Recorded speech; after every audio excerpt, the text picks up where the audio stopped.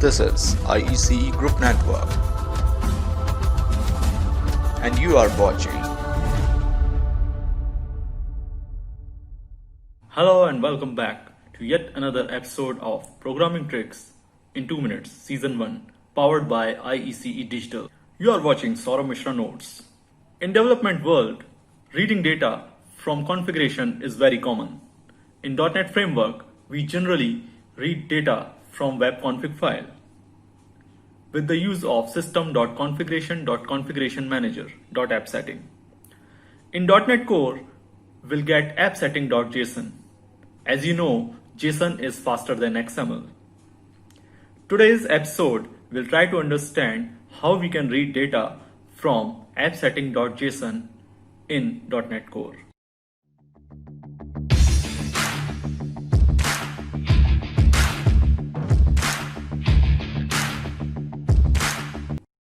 So in .NET Core, you can do this in several ways, but two are most important.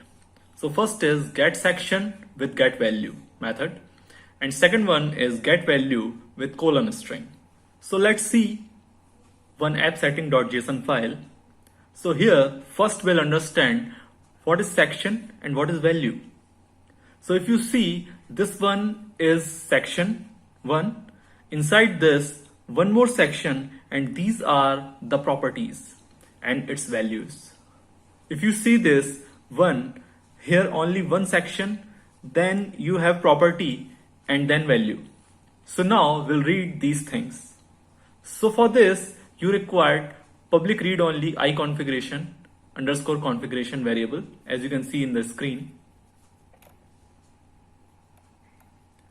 And then we'll inject this inside the constructor. As you know, in .NET Core provides inbuilt dependency injection. So first, we'll do this with getSection with getValue. So first I set section, and my section name is connection string. Then I'm setting my property, which is fruit veg DB connection, and my output is in the form of a string. So here I am setting this as a string. Now run this. If you see the debug point, I am able to get the value here.